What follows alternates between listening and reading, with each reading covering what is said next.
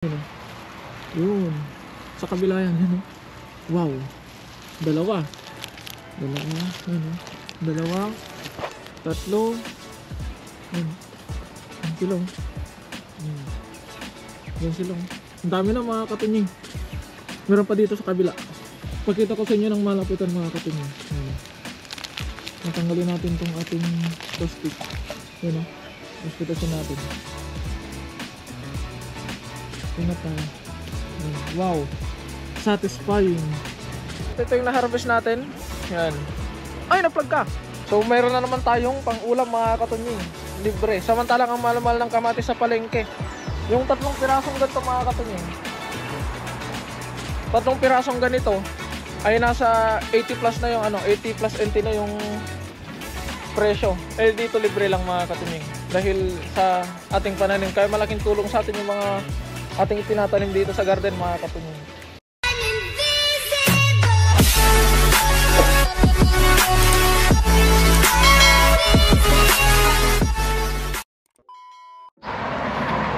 So what is up mga katunying, another day, another vlog at welcome back sa ating YouTube channel. At kung ngayon lang pala kayo napadpad sa aking YouTube channel mga katunying, ay inanyayan ko kayo mag-subscribe at i-click ang notification bell para ma-update kayo sa mga susunod pa nating video.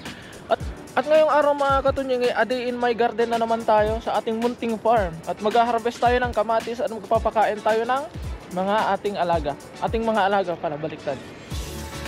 Kaya yun mga katunying, simulan na natin dahil ito ay ang huling araw ng aming pasok bago ang 12 days na bakasyon. So, meron kaming 12 days na bakasyon mga katunying dahil sa Chinese New Year. At ito ang huling araw ng aming pasok. Kaya ngayon ay simulan na natin dahil papasok na muli tayo maya maya. Let's go! So, syempre, unahin muna natin yung ating mga pato. Magpapakain muna tayo mga katunying. Naliligo na ito. Ang aga oh. Yung mga katunying. Ito yung tayo naglilingling eh.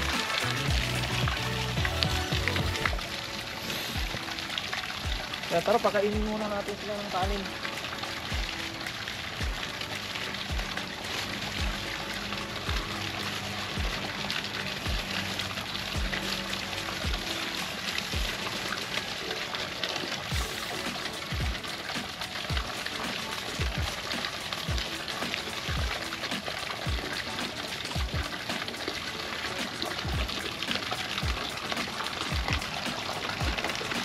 So ayun, tapos tayo dito sa pato ay ibubuksan naman natin itong tubig dito mga katunying para naman doon sa ating mga sibuyas.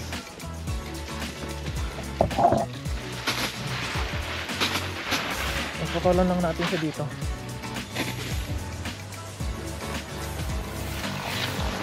May natin parang fountain.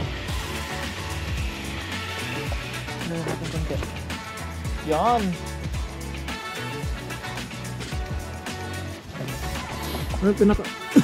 Pinakawalan natin tong tubig dito. Papunta naman siya doon mga katunying sa sibuyas. At syempre ang pinaka-highlight ng ating vlog ngayon mga katunying ay yung pag-harvest natin ng kamatis. Kaya mamitas na tayo dahil ito na sila mga katunying. Yun. Sa kabila yan.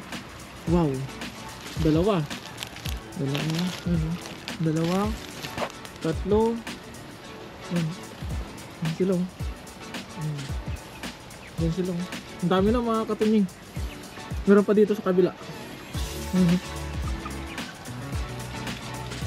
Kaya simulan na natin mga katunying. Grabe, lamig ng panahon mga katunying. Kaya mamitas na tayo. Eh no? Grabe, ang ganda ng diba? At ang gandang klase. At itong plastic na mga katunying ay iba plastic natin sa iba. Plastic na naman natin.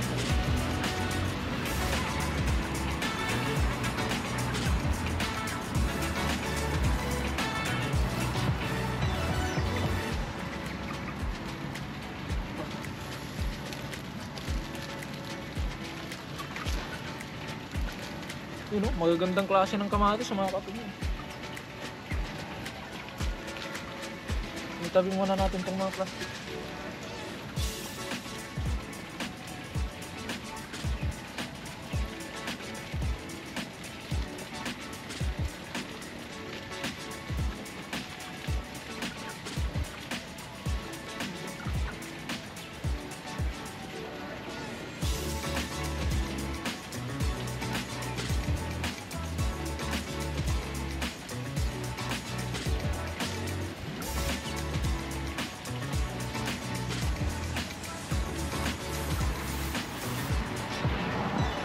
Lipat tayo sa kabilang side mga katunying.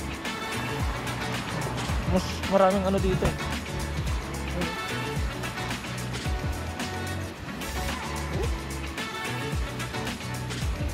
Magandang klase mga katunying.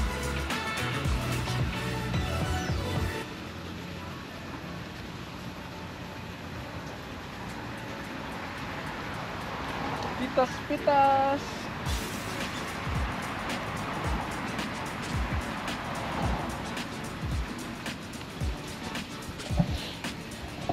Pakita ko sa inyo ng malapitan mga katunying. Natanggalin natin tong ating plastic. Yun o. Pitasin natin. Ingat tayo.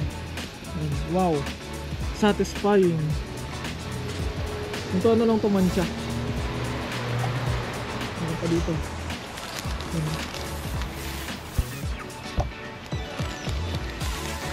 Hindi ko pa hinog na eh. Kunin na natin. Wow.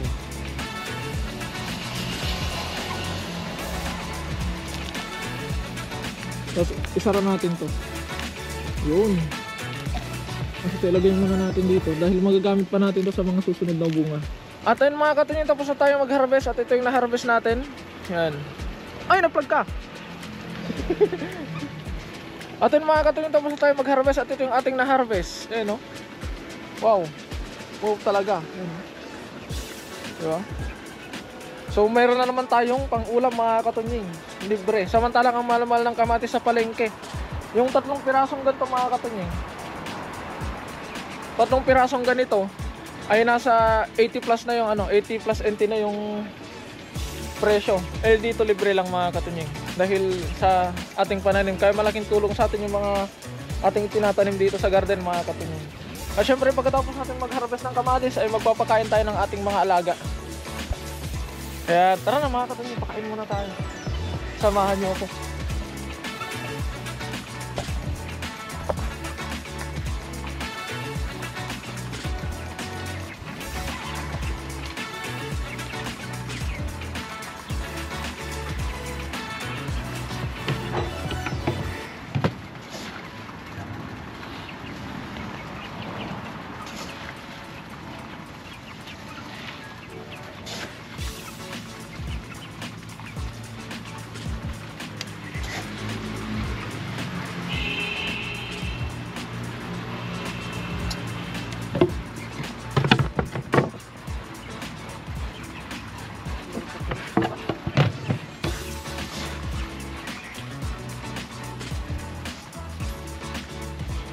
At ay mga katunying, so tapos na tayong magdilig, tapos na tayo sa mga pangunahing gawain natin. Ngayon naman ay magtatanggal tayo ng dumi ng ating manok doon, tapos ibibilad natin mga katunying. Dahil sinadjust nila mga katunying na mas okay daw kapag pinapatuyo muna natin yung pataba natin na dumi ng manok bago natin ilagay ng tuluyan sa malapit sa ano ng ating pananim.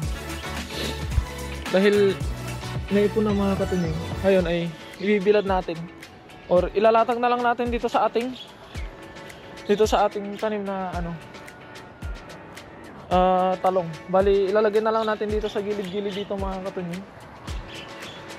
Para syempre pagkatapos ng ating talong ay meron pa naman tayo mga itatanim na iba pang gulay dito. Diyan na lang natin siya itambak. Kaya tara mga katunying, simulan na natin ipunin. Let's go.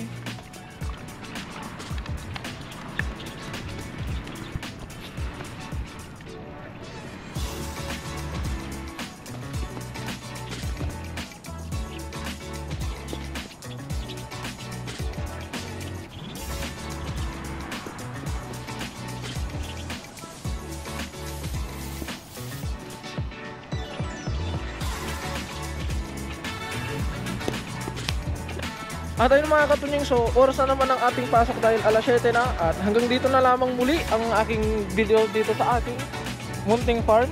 At kita-kits po bukas ulit sa ating araw-araw, sa ating A Day in My Garden series na vlog. Kaya ayun, sana mag-ingat po kayo palagi. Maraming salamat po mga katunying and God bless po.